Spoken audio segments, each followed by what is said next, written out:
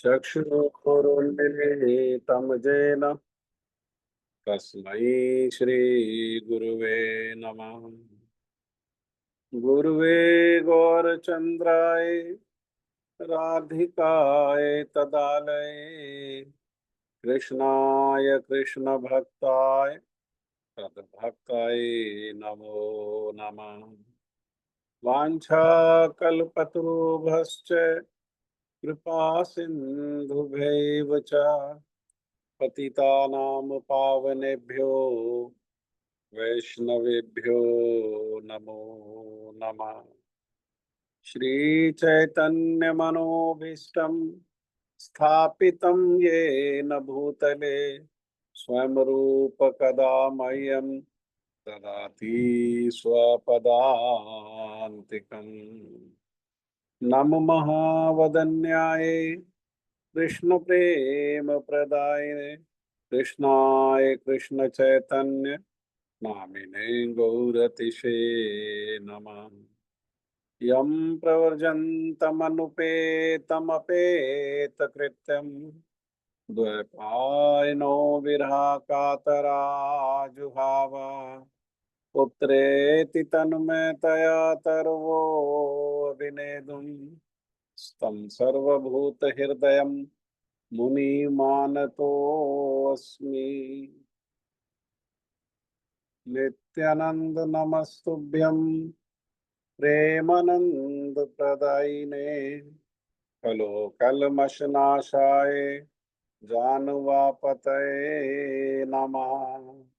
आजानुलंबित भुजो कनकावदातो संकीर्तने कपितरो कमलायताक्षो विश्वम्भरो द्विजवरो युगधर्मपालो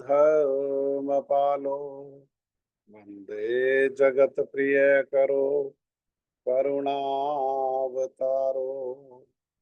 हे कृष्ण करुणा सिंधु दीनबंधु जगतपते गोपेश गोपिका कांत श्री राधा कांत नमस्तुते। तप्त कांचन गौरांगी श्री राधे वृंदावनेश्वरी वृषभानुसुते देवी प्रणमामि हरिप्रिय। भक्त्या विहीनयपराधलक्ष्ये क्षिप्तश्च कामादि तरङ्गमध्ये कृपामयि त्वां शरणं प्रपन्ना वृंदे नमस्ते चरणारविंदम वृंदे नमस्ते चरणारविंदम वृंदे नमस्ते चरणारविंदम। श्री कृष्ण चैतन्य प्रभु नित्यानंदा श्री अद्वैत गदाधर श्रीवासादि गौर भक्त वृंद। हरे कृष्ण कृष्ण कृष्ण हरे हरे हरे हरे राम राम राम हरे हरे।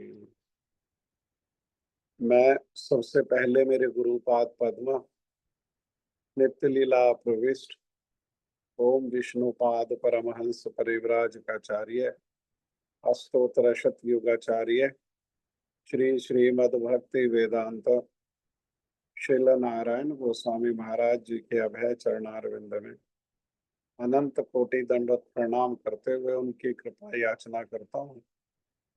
तदुपरांत नित्य लीला प्रविष्ट ओम विष्णुपाद स्तोत्र श्री श्रीमद् भक्ति वेदांत स्वामी महाराज श्रील प्रभुपाद जी के चरण सरोज में अनंत कोटि दंडवत प्रणाम। रूपानुग गुरु परंपरा के चरणों में अनंत कोटि दंडवत प्रणाम। कथा के श्रोता वृंद वैष्णव वैष्णवी माता, भाई, बहन, प्रभु, आप सभी का हार्दिक अभिनंदन।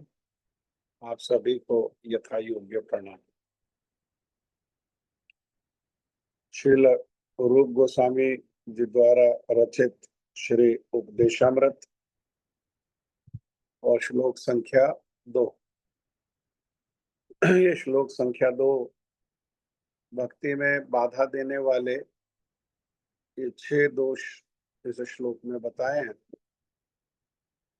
और ये 6 दोषों के कारण भक्ति जो है वो लुप्त हो जाती है। इसके पहले जो पहला श्लोक था वो भक्ति के प्रतिकूल जो 6 चीजें हैं उनको बताया, और ये भक्ति में बाधा। और तीसरे श्लोक में भक्ति के अनुकूल जो 6 चीजें हैं, श्रील रूप गोस्वामी पाद जी उनकी चर्चा करेंगे। और हम लोग कई बारी सुन चुके हैं, अच्छे से जानते हैं सभी, कि जो भक्ति के प्रतिकूल है या बाधा है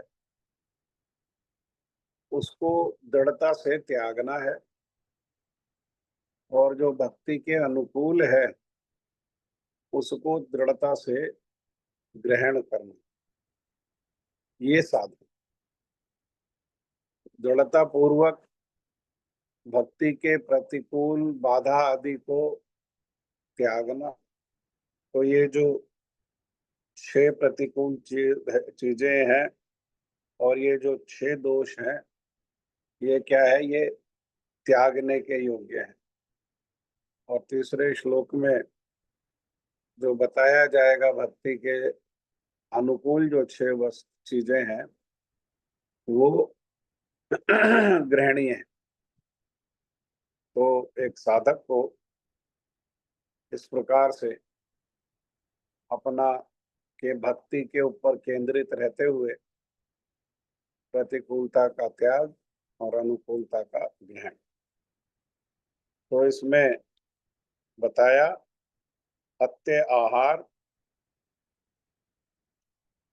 प्रयासश्च प्रजल्पो नियमाग्रह जनसंगश्च लोलश्च षड्भिर्भक्तिर विनश्यति।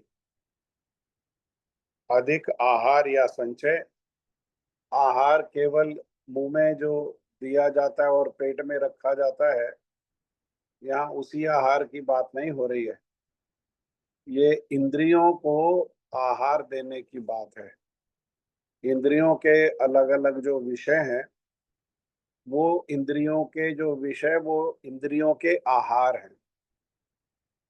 तो अधिक आहार या उसका संचय भक्ति प्रतिकूल जो है वो चेष्टा, प्रयास और प्रजल्प, वृथा आलाप, नियम आग्रह, भक्ति में कोई नियम नहीं है, ये भी नियम आग्रह है।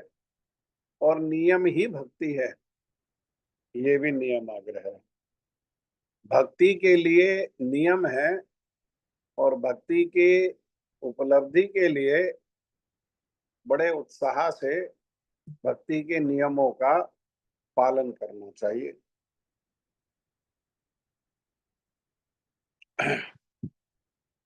जनसंगश्च, असत संग, जहाँ हरि चर्चा नहीं है, जहाँ के चर्चा के विषय जो है वो हरि गुरु वैष्णव नहीं है, उसी को कहा असत्संग। लोल्यश्च, अर्थात जो मत भक्ति के अनुकूल नहीं है उन मतों को भी ग्रहण करने का लोभ जो है, और उसको ग्रहण करने के लोभ में जो चित्त की जो चंचलता है, हृदय की जो चंचलता है, वो ही क्या है? वो ये लॉलस्ट है। और इन 6 प्रकार के दोषों से भक्ति जो है वो विनष्ट हो जाती है। हम इसी श्लोक की व्याख्या श्रील भक्ति सिद्धांत सरस्वती ठाकुर श्रील प्रभुपाद जी ने जो अनुव्रति के रूप में दिया है उसी को हम अध्ययन कर रहे थे। उसी में श्रील भक्ति सिद्धांत सरस्वती ठाकुर श्रील प्रभुपाद जी बताते हैं, और इसको हमें बहुत ध्यान से सुन करके और बुन करके इन विचारों को हमको दृढ़ता पूर्वक ग्रहण करना चाहिए। कह रहे हैं, भैया मन, मैं तुमसे कहूं तो क्या कहूं, केवल मुख से प्रेम प्रेम कहने से कुछ नहीं होने वाला। क्यों? क्योंकि जो प्रेम है वो दुर्लभ रत्न है। उसके लिए कठोर साधन करना पड़ेगा। हाँ, कठोर। कैसा? तो श्रील गुरुदेव कहते थे, डू और डाई के जैसे साधन करना पड़ेगा।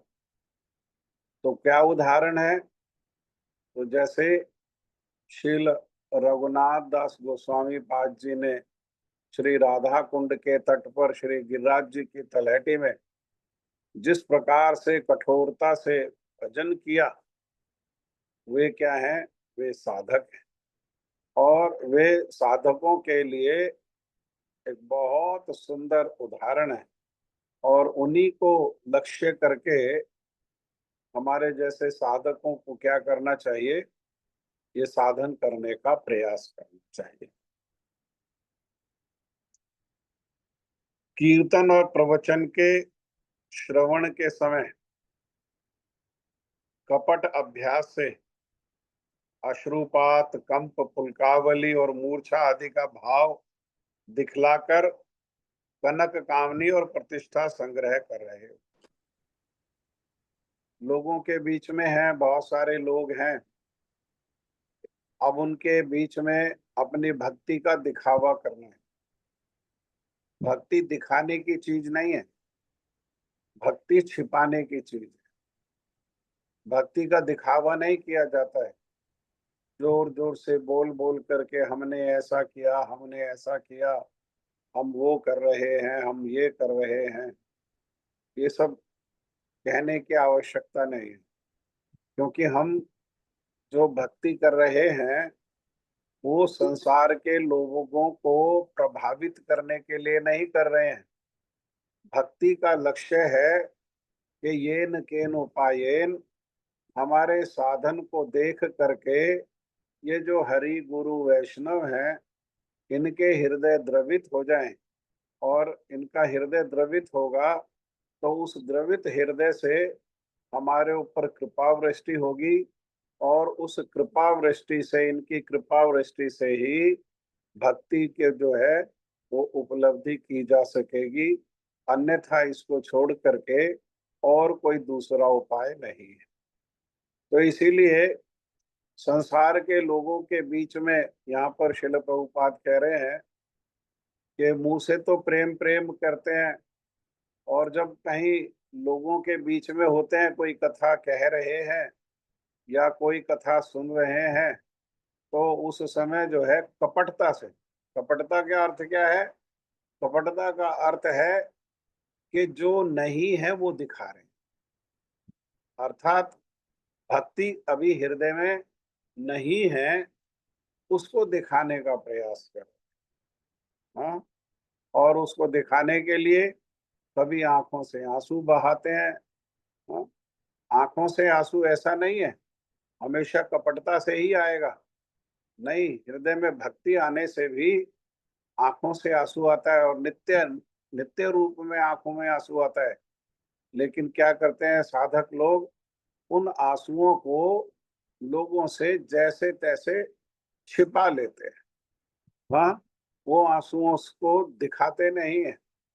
शरीर में कंपन भी हो सकता है, रोम जो है शरीर में खड़े भी हो सकते हैं, शरीर पुलक भी हो सकता है, लेकिन वो सब दिखाने की आवश्यकता जो है वो नहीं है।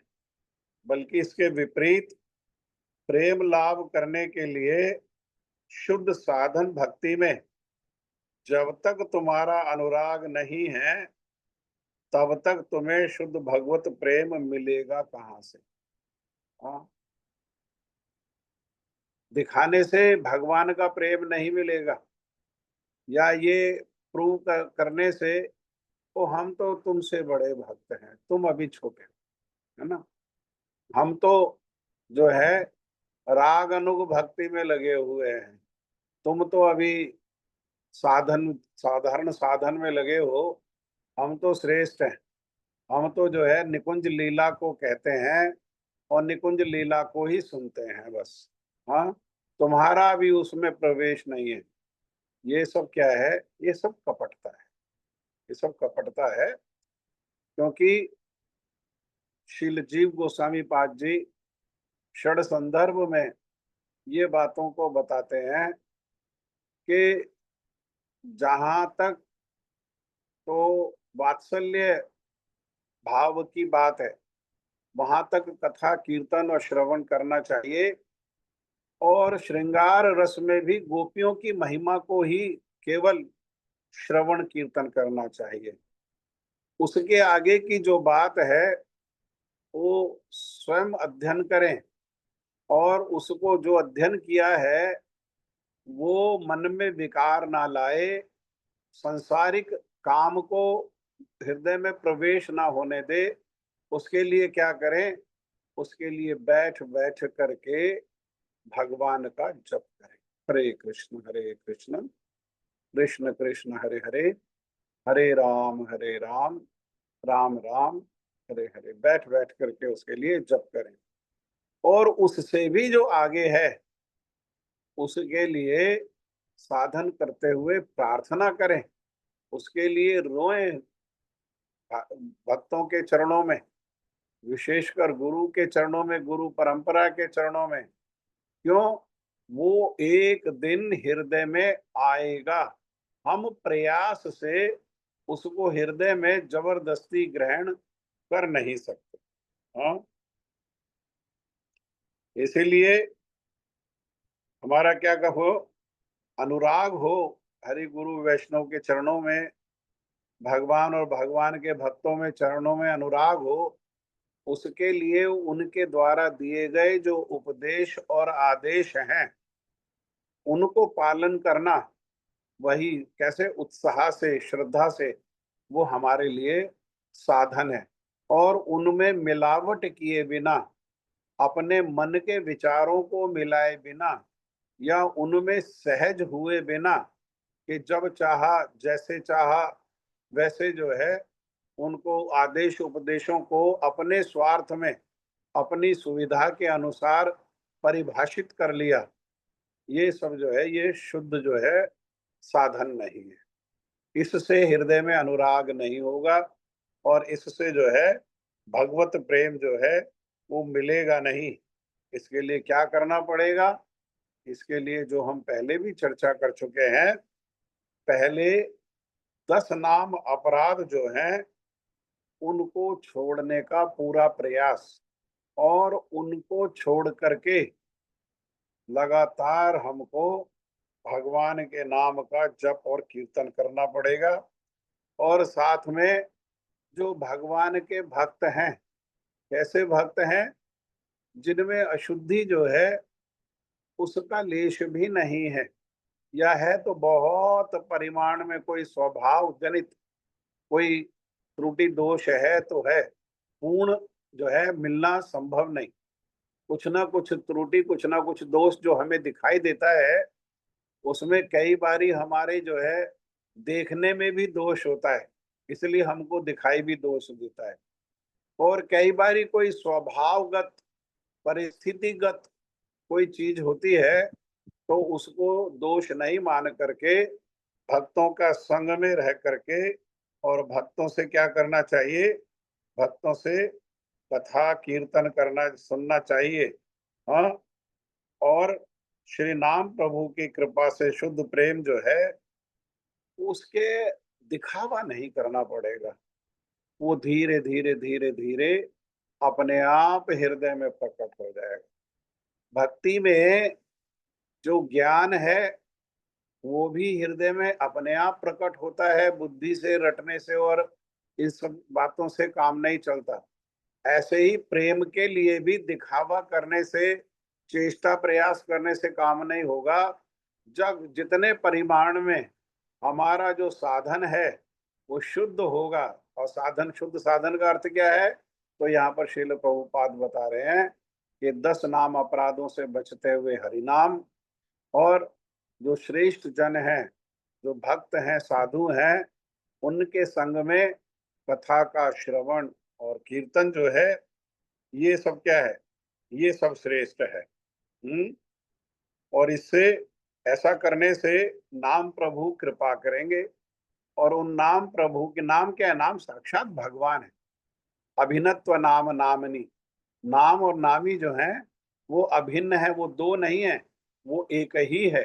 हाँ, नामी का ही नाम है ये। और कलयुग में विशेषकर नामी से ज्यादा शक्ति जो है वो उनके नाम में है। कैसी शक्ति है? सारी शक्ति, अर्थात भगवान के नाम में उनका रूप, गुण, लीला, धाम, उनके परिकर और उनकी कृपा जो है वो सब भरी हुई है। तो उसकी कृपा से क्या होगा कि शुद्ध प्रेम जो है स्वयं हृदय में उदित होगा। इसीलिए क्या है, अगर नियमित रूप से भजन नहीं किया और साधु संग में संकीर्तन नहीं किया और निर्जन में मन को विषयों से हटा करके भगवान के स्मरण करने में नहीं लगाया, तो कैसा प्रयास है ये प्रयास ऐसा है जैसे पेड़ पर चढ़े बिना और पेड़ का शुद्ध फल वो प्राप्त करने की इच्छा जो है, या फल को हाथ से तोड़ने की चेष्टा। अरे फल जो है ऊंचाई पर है, ऊंचा पर है, तो क्या करना पड़ेगा, ऊंचा उठाना पड़ेगा, पेड़ को आश्रय करके, और वहां जहां फल है वहां तक पहुंचना पड़ेगा, तब हाथ से फल वो जो है वो ग्रहण कर पाएंगे। और नीचे ही खड़े रहेंगे, पेड़ पे चढ़ने का कोई साधन नहीं, कोई चेष्टा नहीं, कोई प्रयास नहीं, तो वो फल जो है हाथ से तोड़ना वो संभव नहीं है। इसी प्रकार से जो कृष्ण प्रेम का जो फल है वो भी कैसा है, वो साधन रूपी जो वृक्ष है उस पर धीरे धीरे धीरे धीरे उन्नति करते हुए ऊंचा उठाना होगा स्वयं को, और ऊंचे उठाते उठाते उठाते उठाते वो क्या होगा, वो प्रेम का जो फल है वो हृदय में वो प्रकट हो जाएगा।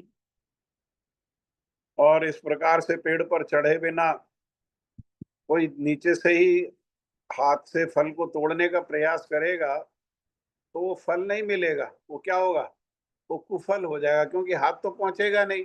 फिर चेष्टा करेगा कैसा, किसी डंडा से तोड़ने का, किसी पत्थर से तोड़ने का, तो पत्थर फल में लगेगा, डंडा फल में लगेगा, फल इतना ऊंचाई से नीचे गिरेगा, वो फल टूट जाएगा, उसमें मिट्टी मिल जाएगी, तो वो फल फल नहीं रहा, वो क्या हो गया, वो कुफल हो गया। हाँ, फल नहीं है, वो क्या हाथ आएगा, वो कुफल ही हाथ आएगा। निर्मल जो, निर्मल मतलब मल रहित, हाँ, जो कृष्ण प्रेम है, जैसे ये फल गिरा तो इस फल में मिट्टी का जो है वो मल मिल गया। हाँ, लेकिन मल रहित जो फल है वो कैसे है, वो तो मल रहित फल को तो इसी प्रकार से चेष्टा प्रयास करके साधन करके उसको प्राप्त किया जा सकता है। हाँ, ऐसे ही जो कृष्ण प्रेम है वो बहुत दुर्लभ है। कौन कृष्ण प्रेम, वो निर्मल जो कृष्ण प्रेम है वो दुर्लभ है। तो हम दूसरे को ठगने का प्रयास करेंगे, और उसमें दूसरे को ठगने के प्रयास में क्या होगा, स्वयं ही ठगे जाएंगे। अर्थात इस प्रकार का अगर हमारा भजन भजन साधन होगा कि जिसमें शुद्धि को छोड़ करके हम दिखावा मात्र कर रहे हैं, तो उसमें ठगे जाएंगे। ठगे जाने का अर्थ क्या है कि जो वास्तविक जो फल है भक्ति का, वो प्रेम, वो तो प्राप्त होगा नहीं। संसार में की जो वस्तुएं हैं वो हमको प्राप्त हो जाएंगी, वो हम क्या होगा, हम उसी संसार में ही फंस जाएंगे। क्यों? क्योंकि नाम तो चिंतामणि है, और चिंतामणि मतलब वो मणि जिसके सामने जिस प्रकार से कोई चिंता करे वो मणि उसको वैसा ही फल दे देती है। तो नाम के आश्रय करके, हाँ, भक्ति को आश्रय करके अगर कपट से दिखावा किया तो क्या होगा, जो दिखावा किया अर्थात हमारे हृदय में वही इच्छा है जो दिखावा कर रहे हैं, और जो हृदय में इच्छा है वो नाम क्या करेगा, वो चिंतामणि स्वरूप होकर के वही प्राप्त करा देगा। अर्थात संसार में हमारी जो है कामना है कि हमको सम्मान प्राप्त हो, तो संसारिक सम्मान मिल जाएगा, कनक कामनी मिल जाएगी, लेकिन जो वास्तव वस्तु है भगवत प्रेम वो नहीं मिल पाएगा। और इस प्रकार से वो जो साधन करने, कपटता पूर्वक जो साधन हो रहा है, उससे हम संसार को ठगने का प्रयास कर रहे हैं। जो हम नहीं हैं, हम वो उनको दिखावा करके उनके सामने सिद्ध करने का प्रयास कर रहे हैं, परंतु क्या होगा, वो उस ठगने के चक्कर में हम स्वयं ही जो है वो ठगे जाएंगे। इसके लिए तो एक उपाय है कि पहले क्या करें, पहले हम योग्य पात्र बने, अर्थात साधन करें, फिर क्या होगा, फिर प्रेम सुलभ होगा।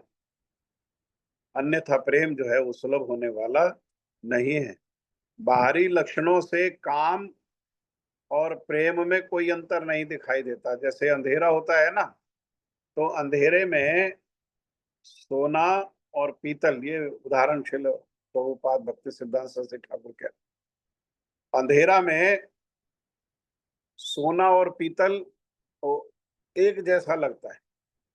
हम्म, ऐसे ही संसारिक अंधकार होने के कारण, अर्थात विषयों से हमारी बुद्धि आवृत होने के कारण, हमें काम और प्रेम कैसा लगेगा, वो एक जैसा लगेगा। काम मतलब कृष्ण को छोड़ करके संसार में लगी हुई कामना ही काम है, और कृष्ण में लगी हुई जो कामना है वो प्रेम है।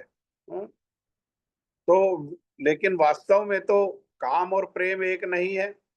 यहाँ तो बता रहे प्रभुपाद जी वही बात को कि काम क्या है, काम तो जंग लगा लोहा है, और प्रेम जो है वो शुद्ध सोने के समान है। और तुमने क्या किया, तुमने सोने, काम को ही सोना समझ करके, अर्थात काम को ही प्रेम मान करके ग्रहण किया। भला ऐसे कहीं प्रेम मिलता है? अर्थात इस प्रकार से प्रेम नहीं मिलता। ये साधकों को सावधान कर रहे हैं यहाँ पर श्रील प्रभुपाद। किसको सावधान कर रहे हैं? साधक को सावधान कर रहे हैं कि वे अपने मन को ये सारी की सारी बातें अच्छे से समझाएं, और उसे समझाएं, हे मेरे पागल मन, तुम बेकार में ही काम को प्रेम मान करके अहंकार मत करो, मत वाले मत हो जाओ, है ना। हार्ड मास का काम जो है वो आपात रमणीय, आपात मतलब इमरजेंसी, है ना, इमरजेंसी अभ्यास नहीं है वो। वह सदा सर्वदा, क्योंकि वह सदा सर्वदा क्या है, वो जो है विषयों की ओर दौड़ता है। मन जो है हमेशा जो है वो विषयों की ओर दौड़ता है। लेकिन शुद्ध प्रेम जो है वो जीव का स्वरूप धर्म है। हमारा स्वरूप काम नहीं है, हमारा स्वरूप क्या है, हमारा स्वरूप प्रेम है। हम्म? हम प्रेम से बने हैं, काम से नहीं बने। इस जड़ संसार के संग का दोष है ये। हाँ, और जो प्रेम है वो कैसा है, वो प्रेम चिन्मय है। काम कैसा है, काम जड़ है और संसारी है। उस प्रेम के विषय कौन है, उस प्रेम के विषय स्त्री के लिए पुरुष या पुरुष के लिए स्त्रियां नहीं हो सकते, या संसार में जो अन्य अन्य इंद्रियों के विषय हैं वे नहीं हो सकते। प्रेम के विषय तो एकमात्र ब्रजेंद्र नंदन श्याम सुंदर, आराध्यो भगवान ब्रजेश तनया, तद धाम वृंदावनम। आराधना के योग्य कौन है, एकमात्र ब्रजेश तनया, ब्रज के ईश ब्रज के राजा नंद बाबा, तनया मतलब लड़का। हाँ, और उनका धाम क्या है, उनका धाम जो है वो वृंदावन है। इसीलिए भोग जो है, भोक्ता कौन है, एकमात्र ब्रजेंद्र नंदन श्याम सुंदर है। ये हार्ड मास का पुतला, अर्थात ये एक हार्ड मास का पुतला दूसरे हार्ड मास के पुतले की ओर आकर्षित होकर के उसको भोग करके उससे सुख की प्राप्ति जो करना चाहता है, वो प्रेम नहीं है, वो कामना है, वो संसारी है, वो विषय है। हाँ, प्रेम का विषय ये स्त्री के लिए पुरुष और पुरुष के लिए स्त्री नहीं। प्रेम के विषय जो है एकमात्र वो भगवान श्री कृष्ण है। अभी क्या है, हृदय में प्रेम तो है हमारे सबके, लेकिन वो काम से आवृत होया हुआ है। संसार में हमने जन्म जन्मांतर से, जब से हमारा गठन हुआ, तब से हम कृष्ण विमुख होकर के और क्या अभ्यास कर रहे हैं? प्रेम को अभ्यास नहीं कर रहे, काम को अभ्यास कर रहे हैं। और काम का अभ्यास होने के कारण वो जो हमारे हृदय में प्रेम है वो सुप्त अवस्था में हो गया। और सुप्त अवस्था में भी कैसा है? वो काम से आवृत, काम से जो है वो ढक गया। जैसे सूर्य बड़ा प्रकाश देने वाला है और बड़ा ताप देने वाला है, लेकिन वो बादल जब उसको आवृत कर लेता है तो सूर्य का ताप भी जो है वो लुप्त हो जाता है और सूर्य का जो प्रकाश है वो भी लुप्त हो जाता है। बादल प्रकाश को, सूर्य को आवृत करने पर सूर्य का प्रकाश कैसे हो जाता है? वो सुप्त अवस्था में हो जाता है। उसका जो ताप है वो भी कैसा हो जाता है? वो भी सुप्त अवस्था में हो जाता है। ऐसे ही हमारे हृदय स्वरूप जो प्रेम है, हमारे हृदय में जो प्रेम है किसके प्रति? भगवान के प्रति जो प्रेम है, वो जड़ संसार के संग से, जन्म जन्मांतर के ये विषय भोग के कारण, वो भोग से क्या हुआ है? वो काम से वो आवृत हो गया। और आवृत होने के कारण वो जो प्रेम की जो दिव्यता है, जो प्रेम की जो चेतना है, वो कैसी हो गई है? वो सुप्त हो गई है। इसीलिए काम को दूर करके क्या करना चाहिए? प्रेम को जगाने के लिए प्रयत्न करना चाहिए। साधु क्या करते हैं? साधु जो उनको सुनने वाले हैं, उनके मन को आकर्षित करके बुद्धि को जगाने का प्रयास करते हैं। क्योंकि मन जो है वो प्रेम में नहीं लगेगा जब तक बुद्धि के द्वारा शासन नहीं होगा मन पर।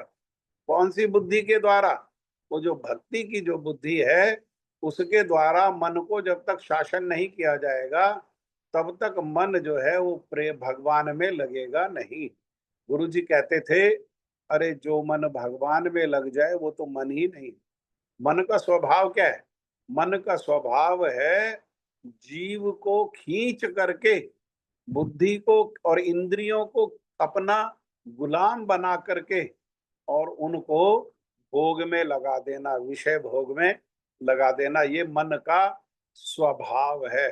जिस मन का ऐसा स्वभाव है उसको कैसे, उसको जो है वो जो भक्ति में जो बुद्धि है उसके द्वारा शासन करके ही उसको भगवान में लगाया जा सकता है। पूर्व पूर्व जन्मों का जो सब जो विधि बता रहे हैं प्रभुपाद जी, वो कह रहे हैं हमारे जो पूर्व पूर्व जन्म के जो संचित सुकृति है उसी के कारण हमें सौभाग्य प्राप्त, और उसी सौभाग्य से श्रद्धा प्राप्त हुई है। अरे श्रद्धा तो है हमारी, थोड़ी या ज्यादा, है ना? श्रद्धा तो है सबके हृदय में। तभी तो हम लोग समय लगाते हैं सत्संग को, सत्संग करते हैं, जप करते हैं। बिना श्रद्धा के थोड़ी होता है। वो श्रद्धा है, लेकिन वो श्रद्धा का कारण क्या है? वो श्रद्धा का कारण है पूर्व पूर्व जन्म की हमारी सुकृतियां। उसी श्रद्धा को लेकर के क्या करें? उसी श्रद्धा को लेकर के सत्संग का सेवन करने से, हरि कथा श्रवण और हरि नाम कीर्तन द्वारा श्रद्धा को क्या होता है? श्रद्धा का पोषण किया जाता है। हाँ, और वो श्रद्धा परिपाक होने पर क्रमशः उसके बाद और क्रम के अनुसार पहले निष्ठा, फिर रुचि, फिर आसक्ति, और वही आसक्ति फिर भाव में, और वही भाव से प्रेम का जो है प्रादुर्भाव, प्रेम हृदय में प्रकट होता है। हाँ, इस क्रम से प्रेम उत्पन्न होता है। इस क्रम का अवलंबन करने से ही प्रेम की जो प्राप्ति है वो संभव है। अन्यथा कभी भी इसको छोड़ देंगे अगर, हाँ, एक एक स्टेप वाइज स्टेप उन्नति नहीं करेंगे, साधु संग में भगवान की कथा को श्रवण करके और हरिनाम को आश्रय करके, हरिनाम और साधु संग हरि कथा को आश्रय करके जब तक धीरे धीरे इस प्रकार से हमारी उन्नति नहीं होगी और हम ये खुद करते जाएं करते जाएं करते जाएं और धीरे धीरे हमारी उन्नति अपने आप होती जाएगी। अपने आप ये करते करते हृदय में निष्ठा आएगी, करते करते रुचि आएगी और उसके आगे भी हम लगातार लगे रहने पर, उसी रुचि के साथ और उसी निष्ठा के साथ लगे रहने पर हृदय में आसक्ति आएगी। वही आसक्ति भाव में परिणित होगा और वो भाव ही जो है वो प्रेम में परिदृश्य होगा हमारे हृदय।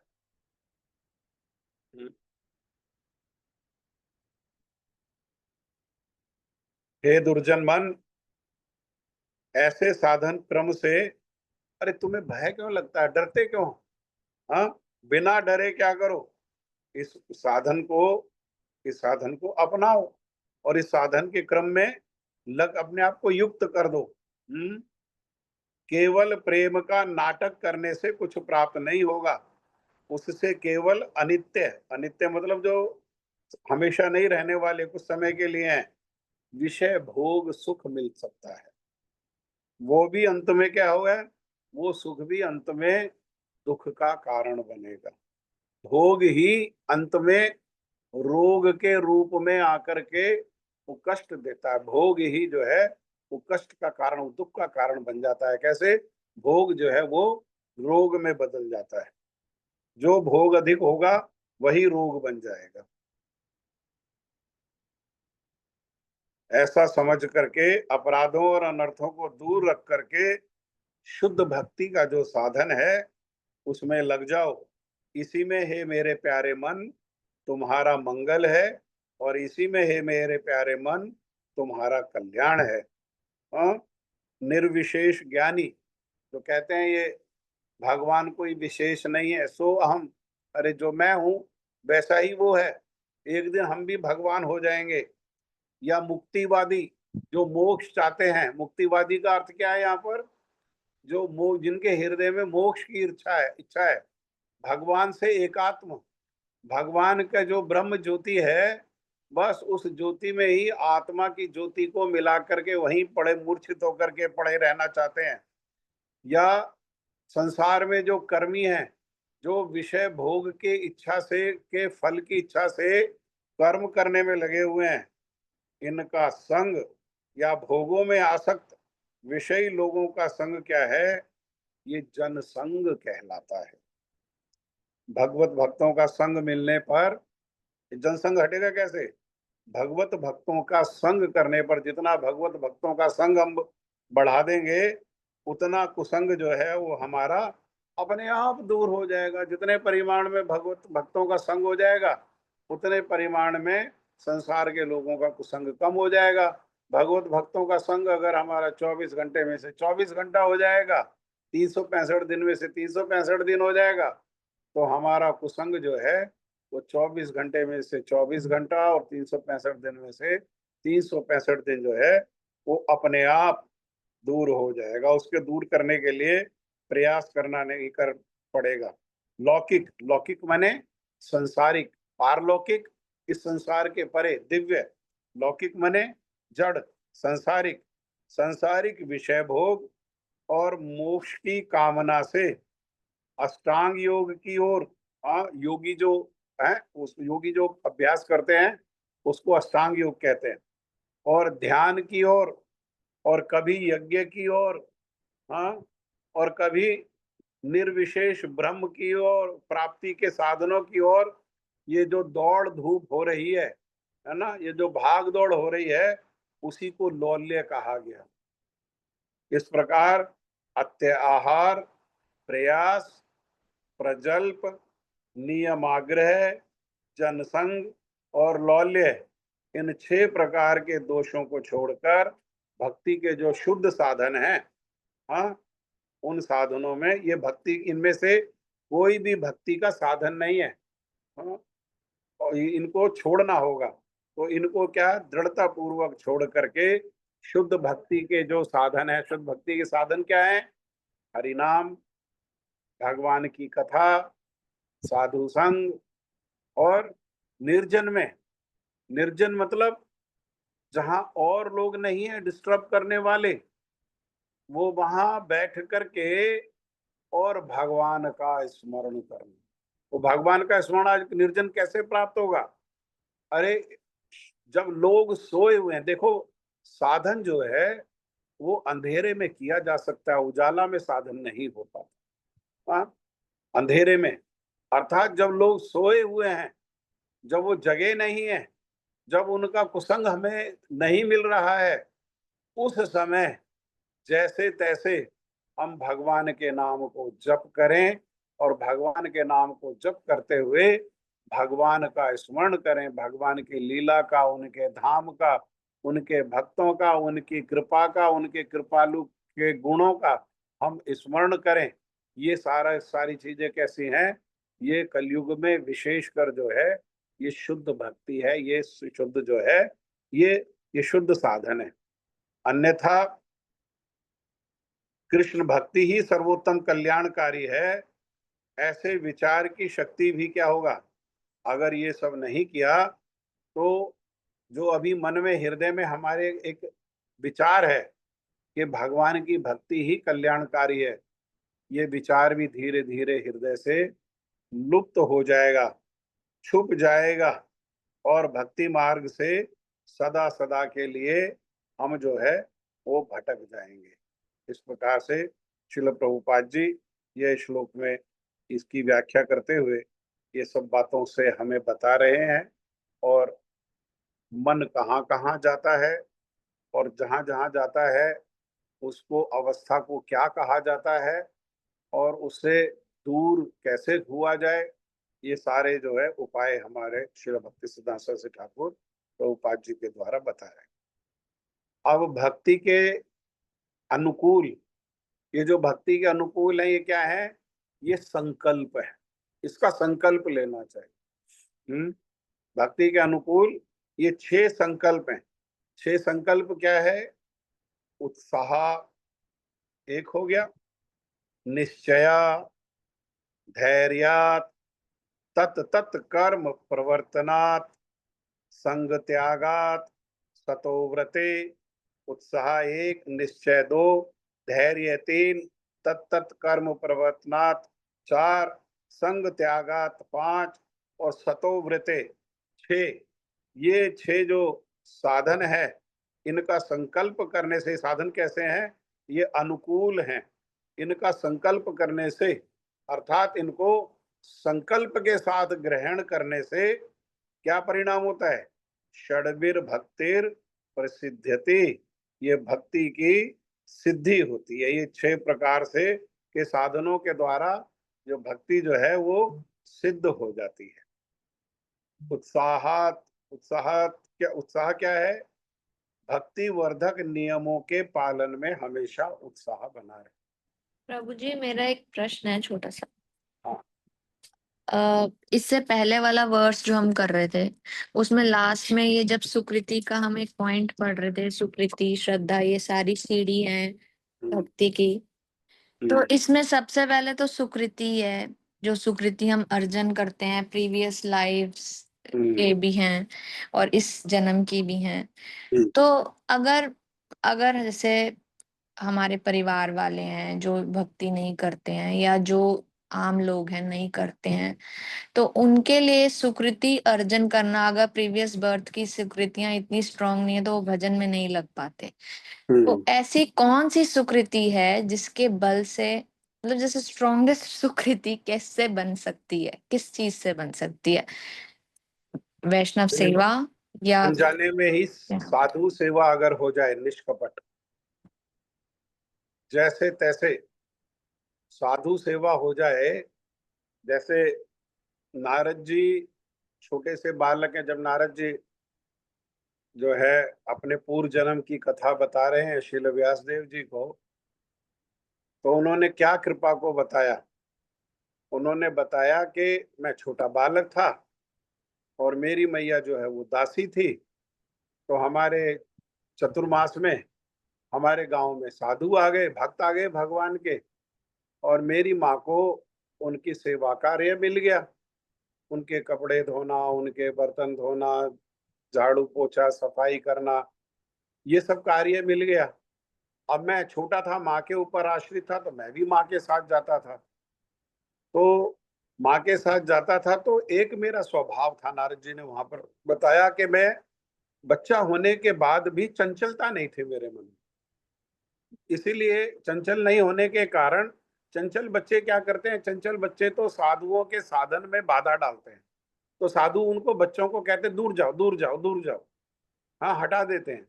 उन पर कृपा जो है नहीं हो पाती, वो कृपा से वंचित रह जाते हैं। इनके हृदय में चंचलता नहीं थी, उनके निकट बैठते थे। अब शांत होकर के उनके निकट बैठे हैं तो वो कोई ना कोई सेवा दे देते थे इनको। अरे बेटा ये उठाना जरा, ये पकड़ाना जरा, वो तो लाना जरा, और बस ये उनकी सेवा करते थे। और जो उनके खाने के बाद बच जाता था उसको ये बड़ी रुचि से खा लेते थे। ये जानते नहीं थे, ये जानते नहीं थे कि इनका झूठा खाने से मुझे भक्ति मिल जाएगी, भक्ति क्या है, ये सब कुछ नहीं जानते थे, है ना। इसीलिए ये सुकृति तो है ये, लेकिन सुकृति कैसी हुई, ये अज्ञात है, अर्थात उसकी फल का, उसकी उस सुकृति की महिमा का पता नहीं है। लेकिन इन्होंने क्या किया, उसको कर दिया, वो हो गई। उन्हीं की कृपा से उन्होंने क्या किया, वो सुकृतियां जो सेवा हुई 4 महीना, और उन्हीं सुकृतियों की कृपा से वो साधु जाते समय कहने लगे, रे बेटा तुम ये जप किया करो। बस उसी उसमें उनका जो उपदेश आदेश था, उसमें दृढ़ श्रद्धा को रख करके जो सुकृतियों से श्रद्धा बनी, उन साधुओं की सेवा की कृपा से, उसी से उन्होंने क्या किया, उससे उसका साधन किया। और उसी से साधन करते हुए मैया बाधा थी, जैसे भी 6 बाधाओं को हमने पढ़ा, तो मैया में बाधा थी, तो मैया रूपी बाधा को भी भगवान ने हटा दिया। और फिर वो जो घर था वो भी बाधा थी, उस घर को भी हटा दिया। और बस भगवान और नारद जी, और नारद जी जो है वन में चले गए, जंगल में चले गए। और वहां चलते चलते बीच में बहुत सारे लोभ आए, साधन के बीच में संसार की जो कामनाएं हैं वो खींचती हैं। हाँ, संसार के प्रलोभन अपनी ओर खींचते हैं, लेकिन वो बिना प्रलोभन में फंसे वो जो है दृढ़ता पूर्वक उत्तर की दिशा में आगे बढ़ते गए। और एक दिन जो है बहुत गर्मी हो रही थी, वे चल रहे थे तो उनको गर्मी का ताप लगा। सामने एक सरोवर देखा, सरोवर को देख करके उन्होंने ठंडा पानी पिया और उसमें स्नान किया। और स्नान के नीचे वृक्ष के स्नान करके एक वृक्ष के नीचे बैठ करके वृक्ष की छाया में वो जो उन्होंने साधुओं ने मंत्र दिया था, उसी मंत्र को करते हुए और उन्होंने भगवान का स्मरण किया, तो भगवान उनको साक्षात उनको दर्शन दिया और भगवान की कृपा उनको प्राप्त। परंतु प्रभु जी, ये जो उन्होंने किया, जिस साधु का संग किया, वो साधु उत्तम भागवत, मेरा कहने का प्रश्न ये है कि नहीं क्या के तो कनिष्ठ वैष्णव तो की भी सेवा करने का फल उतना ही होगा, या यथा उसी से भी सुकृति मिलेगी, या यथा सिर्फ यो उत्तम? नहीं हाँ नहीं जी। नहीं नहीं, ना ना ना ना ना, एक नाम भी किसी ने किया है उसको प्रणाम करने पर भी सुकृति मिलती है। भगवान का जीवन में एक नाम भी किसी ने लिया, हाँ, कनिष्ठ अधिकारी तो बहुत ऊंचा है, ठीक है ना। कनिष्ठ अधिकारी तो एक नाम लेने वाले से बहुत ऊंचा है। कनिष्ठ अधिकारी का कहने का अर्थ है कि कनिष्ठ अधिकारी की भगवान में श्रद्धा होती है, भगवान के भक्तों के प्रति या भगवान की और तदीय जो वस्तुएं हैं उनके प्रति अभी उसकी श्रद्धा उतनी जागृत नहीं होती, भगवान में श्रद्धा होती है। तो कनिष्ठ अधिकार तो बहुत ऊंचा है, कनिष्ठ अधिकारी की सेवा करने से तो लाभ होगा ही होगा। एक बार भी किसी ने भगवान का अगर नाम लिया है, अगर उसको कोई सम्मान पूर्वक प्रणाम भी करता है, उससे भी जो है भक्ति, जो भक्ति युक्त जो है वो ये सुकृतियां जो है वो बन जाती है ना। तो कनिष्ठ अधिकारी को भी सेवा करने से, लेकिन क्या है, उन्होंने नारद जी ने जो है उस प्रकार से दृढ़ता पूर्वक किया और उत्तम अधिकार को सेवा किया, तो उनको उसी जीवन में भगवान की प्राप्ति हो गई। मान लो कोई अब कोई उत्तम अधिकारी नहीं है, तो कनिष्ठ अधिकारी है, अगर उसी को प्रसाद की कोई सेवा करा दे, उसकी कोई आवश्यकता है, जिस आवश्यकता को पूरा होने से वो भजन में उसके बाधा नहीं आए, ऐसी कोई सहायता हो जाए, ऐसी कोई सेवा हो जाए, तो उसके प्रतिफल स्वरूप भी हृदय में श्रद्धा आएगी। और श्रद्धा से वो श्रद्धा क्या करेगी, वो श्रद्धा हमें श्रेष्ठ साधु के पास ले जाएगी। और श्रेष्ठ साधुओं के पास कनिष्ठ हम कैसे आए, हम लोग मान लो गुरु जी को मिले तो डायरेक्ट कोई गुरु जी को थोड़ी ना मिल गए उत्तम भागवत को, वो हम भी किसी ना किसी इस प्रकार से कनिष्ठ अधिकारी मध्यम अधिकारी के संपर्क में आए और उनकी उनके बातों में हमने श्रद्धा को रखा, उनकी बातों को हमने स्वीकार किया और उनकी बातों को स्वीकार करके मान करके, और वो हमें क्या किया, वो हमें गुरु जी के पास ले आए उत्तम भागवत से। अब उत्तम भागवत का संग करके, संग करने का अर्थ है उनके आदेश उपदेश को हाँ प्राण दे करके अभ्यास करने से हमको उपलब्धि हो जाएगी। कोई ऐसा एक जीवन करेगा तो एक जीवन में उपलब्धि हो जाएगी, किसी को 100 जीवन लग सकते हैं, किसी को 1 करोड़ जीवन लग सकते हैं, किसी को 100 करोड़ जीवन लग सकते हैं। तो लेकिन अगर गुरु जी कहते थे कि चिंता करने की बात नहीं, इसीलिए यहाँ रूप गोस्वामी पाद जी ये तीसरे श्लोक में उत्साह की बात कर रहे हैं। 100 करोड़ जीवन में भी अगर भगवान की उपलब्धि हो जाए तो भी जो है ये समझना चाहिए कि बहुत कम चेष्टा प्रयास से भगवान हमसे इतने दयालु हैं कि हमारे छोटे थोड़े से साधन से ही वे प्रसन्न हो गए, उनकी कृपा प्राप्त। ठीक है प्रभु, दंडवत प्रणाम। ठीक है। तो उत्साह का अर्थ है, उत्साह मतलब भक्ति वर्धक, भक्ति वर्धक, वर्धक मतलब बढ़ाने वाले, वर्धन करने वाले, भक्ति का बढ़ाने वाले जो नियम हैं, हाँ उनके पालन में उत्साह। निश्चयात, निश्चय क्या, शास्त्र शास्त्र अनुकूल गुरुदेव और वैष्णवों के वचनों में दृढ़ विश्वास। धैर्यात, अनेक बाधा विघ्न आने पर भी क्या करना, अभिष्ट सिद्धि के विलंब होने पर भी, देर होने पर भी धैर्य बनाए रखना। तत्त कर्म प्रवर्तनात्, श्रवण कीर्तन आदि भक्ति के अंगों का पालन और कृष्ण प्रीति के लिए अपने भोग विलास का वर्जन। अनुकूलता और प्रतिकूलता, भोग विलास जो प्रतिकूलता है उसका वर्जन, और श्रवण और कीर्तन क्या है, ये अनुकूलता है, इसका इसका पालन।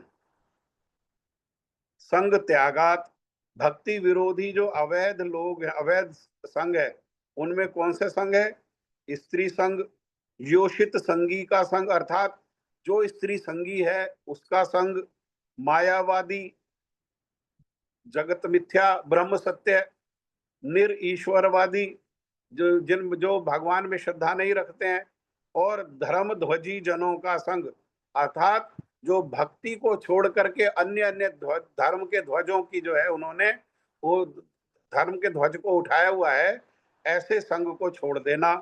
सतोव्रता, भक्त जनों का सदाचार और उनकी जैसी वृत्ति ग्रहण करना।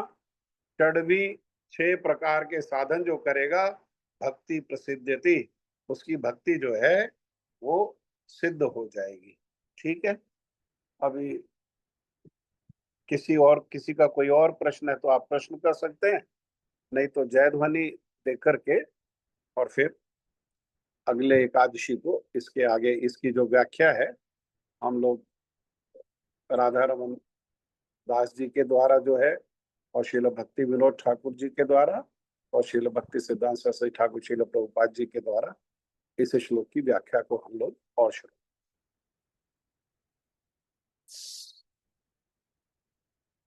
ठीक है, किसी का कोई कमेंट है, कोई कुछ कहना चाहते हैं या कोई प्रश्न है?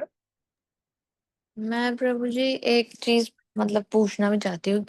सुकृति अर्जित करते हैं उससे हमें भजन में आगे बढ़ने की वो मिलती है, पर मैं ये देख रही हूँ ये सारा एक विशेष सर्कल है। सुकृति होगी तो हमें आगे भक्ति के लिम्स हम फॉलो कर पाएंगे, फिर आगे फिर उससे नई सुकृति बनेगी, फिर और आगे आगे आगे। पर जिसकी सुकृति ही नहीं है ना, वो इस सर्कल में ही नहीं घुस रहा है। और जिसके पास एक्सेस है वो इसी सर्कल में घूमे जा रहा है, बढ़े जा रहा है, बढ़े जा रहा है, और हम पीछे रहे जा रहे हैं। मुझे तो ये लग रहा है। उसके लिए धैर्य रखना पड़े, अपना लगे रहकर ईमानदारी से निष्कपट रूप में लगे रह करके, वो धैर्य, वही चर्चा हम करेंगे इसमें। वो धैर्य क्या है और धैर्य किस प्रकार रखना पड़ेगा।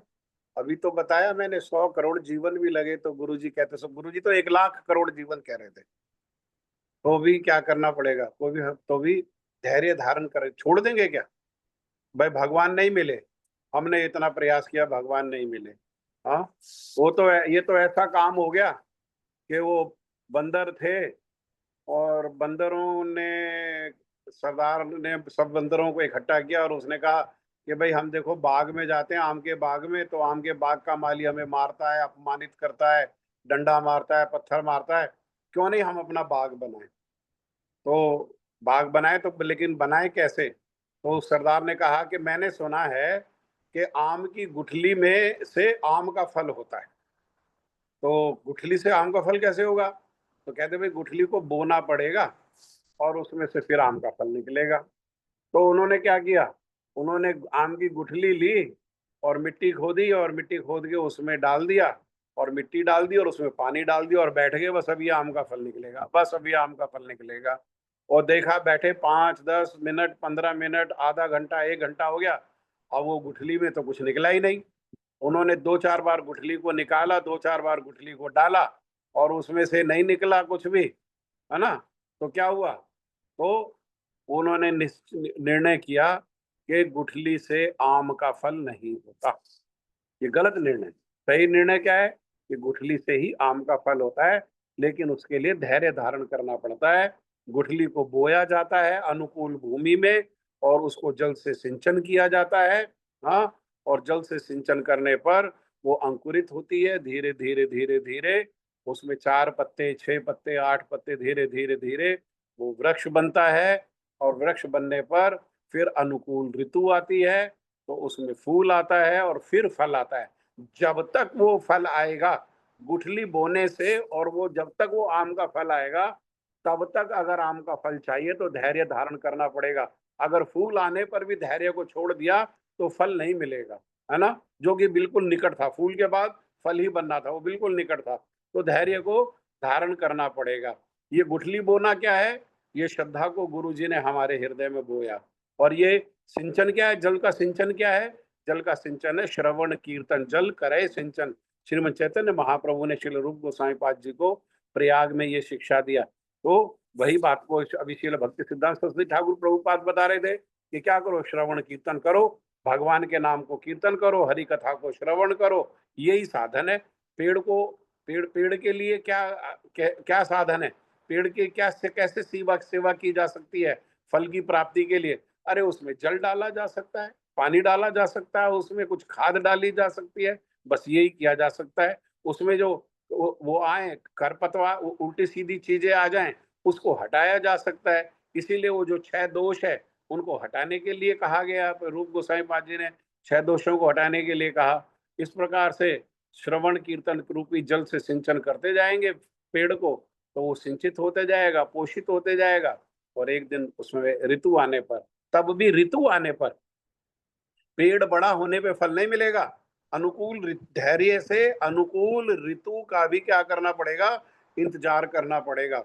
और अनुकूल ऋतु में कई बारी अगर फूल आ गया और बहुत तेज हवा चल गई, आंधी चल गई, तब भी वो फूल नीचे गिर जाएगा, तब क्या करना पड़ेगा? फिर धैर्य करना पड़ेगा। अगली ऋतु आने का, अगली ऋतु आएगी, फिर फूल आएगा, फूल फिर फल में परिणित होगा, तब फल की प्राप्ति होगी। तब तक क्या करना पड़ेगा? तब तक धैर्य धारण करना पड़ेगा। इसी प्रकार से ये साधन है, ये बताया। ये अलग अलग जो स्थितियां हैं उसको बताया। सुकृति से श्रद्धा, श्रद्धा से साधु संग, है ना, साधु संग में फिर भजन क्रिया, ये श्रवण कीर्तन साधन, और साधन करने से फिर जो है ये आगे आगे बढ़ते जाएंगे।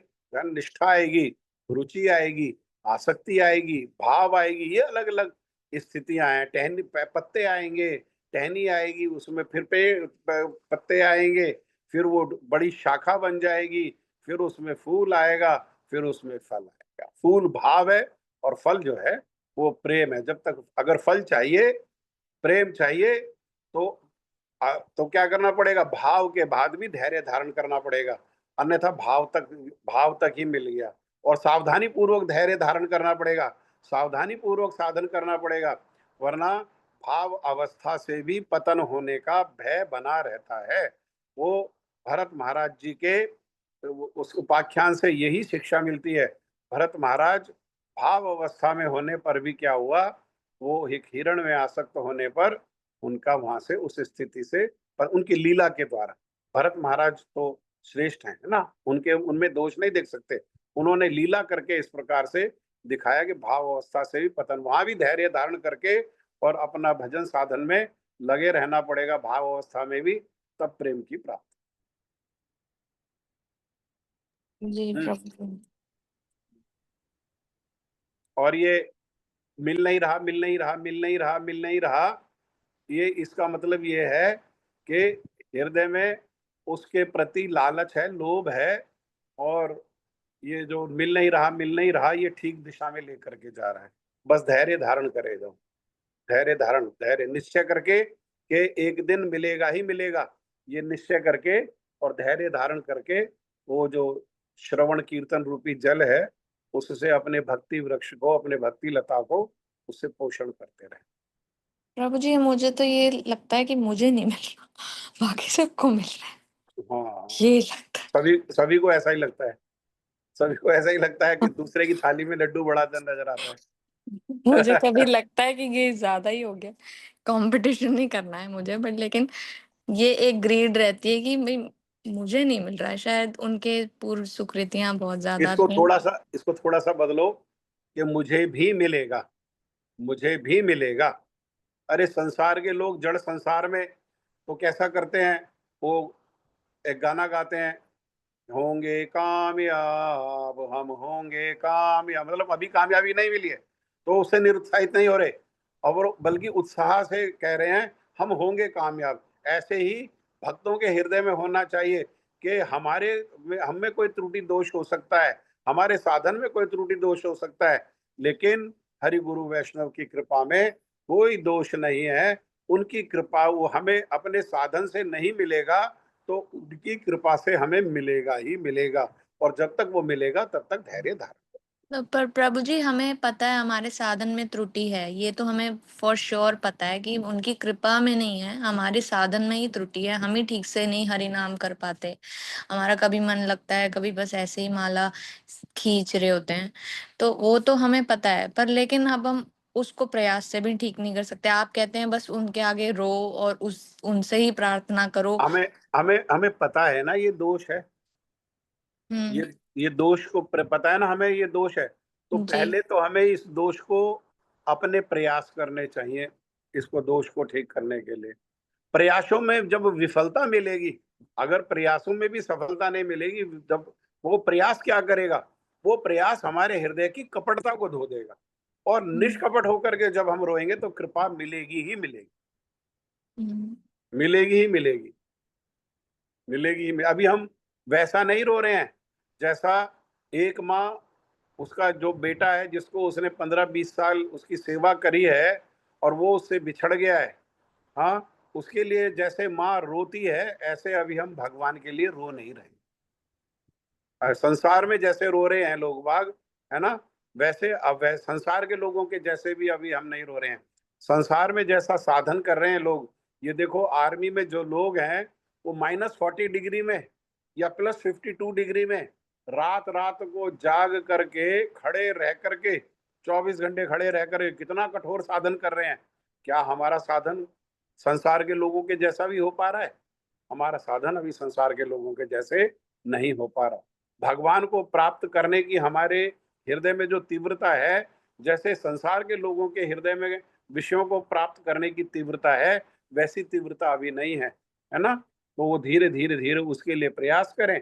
प्रयास करने से क्या होगा, प्रयास करेंगे, साधन करेंगे, साधन से हमारे हृदय के अनर्थ धुलेंगे, और हृदय के अनर्थ धुलेंगे तो जो सूक्ष्म रूप में कपटता है वो कपटता चली जाएगी, प्रयासों में विफलता मिलेगी, तो जब कपटता रही नहीं और प्रयासों में विफलता मिली, सफलता नहीं मिली, तो क्या करेंगे? रोएंगे। और रोएंगे कैसे? निष्कपट रोएंगे। निष्कपट रोते ही हमारे ऊपर कृपा आ जाए। जी प्रभु जी। ठीक है, जय ध्वनि दो कोई। सुषमा दीदी। हाँ जी प्रभु जी, देती हूँ। हरे कृष्ण प्रभु जी। हरे कृष्ण। ओम श्री श्री गुरु गौरांग गांधर्विका गिरधारी श्री राधा विनोद बिहारी जी की जय। जय विष्णुपाद अष्टोत्तर शत श्री श्रीमद भक्ति वेदांत माधव गोस्वामी महाराज की जय। जय नित्य लीला प्रविष्ट ओम विष्णुपाद अष्टोत्तर शत श्री श्रीमद भक्ति वेदांत नारायण गोस्वामी महाराज की जय। जय नित्य लीला प्रविष्ट ओम विष्णुपाद अष्टोत्तर शत श्री श्रीमद भक्ति प्रज्ञान केशव गोस्वामी महाराज की जय। जय नित्य लीला प्रविष्ट ओम विष्णुपाद अष्टोत्तर शत श्री श्रील भक्ति सिद्धांत सरस्वती गोस्वामी प्रभुपाद की जय। जय नित्य लीला प्रविष्ट ओम विष्णुपाद परमहंस बाबा जी श्री श्रील गौर किशोरदास गोस्वामी महाराज की जय। जय नित्य लीला प्रविष्ट ओम विष्णुपाद सच्चिदानंद श्रील भक्ति विनोद ठाकुर की जय। जय नित्य लीला प्रविष्ट ओम विष्णुपाद वैष्णव सार्वभौम श्री जगन्नाथ दास बाबा जी महाराज की जय। जय श्री गौड़ीय वेदांताचार्य श्रील बलदेव विद्याभूषण प्रभु की जय। जय श्रील विश्वनाथ चक्रवर्ती ठाकुर की जय। जय श्रील नरोत्तम श्रीनिवास श्री श्यामानंद प्रभु त्रय की जय। जय श्री कृष्णदास कविराज गोस्वामी प्रभु की जय। जय श्री रूप सनातन भट्ट रघुनाथ श्री जीव गोपाल भट्ट दास रघुनाथ षड गोस्वामी प्रभु की जय। जय श्री स्वरूप दामोदर राय रामानंदादि श्री गौर पार्षद वृंद की जय। जय श्री नामाचार्य श्री हरिदास ठाकुर की जय। प्रेम से कहो श्री कृष्ण चैतन्य प्रभु नित्यानंद श्री अद्वैत गदाधर श्रीवासादि श्री गौर भक्त वृंद की जय। श्री द्वीप मायापुर सीमान द्वीप गोद्रुम द्वीप मध्य द्वीप कोल द्वीप ऋतु द्वीप जन्नु द्वीप मोद्रुम द्वीप रुद्र द्वीपात्मक श्री नवदीप धाम की जय। श्री श्री राधा कृष्ण गोप गोपी गो गोवर्धन द्वादश वनात्मक श्री ब्रजमंडल की जय। उपवन की जय। श्री श्याम राधा कुंड यमुना गंगा तुलसी भक्ति देवी की जय। श्री जगन्नाथ बलदेव सुभद्रा जी सुदर्शन जू की जय। भक्ति विनाशक श्री नरसिंह भगवान की जय। भक्त श्री प्रहलाद महाराज की जय। चारों धाम की जय। चारों संप्रदायों की जय। चारों आचार्यों की जय। आकर श्री चैतन्य मठ की जय। श्री गौड़ी वेदांत समिति की जय। श्री देवानंद गौड़ीय मठ और अन्य शाखा मठ समूह की जय। श्री नाम संकीर्तन की जय। अनंत कोटि वैष्णव वृंद की जय। समागत भक्त वृंद की जय। श्री गौर प्रेमानंदे हरि हरि बोल हरि हरि बोल। हरे हरे कृष्ण।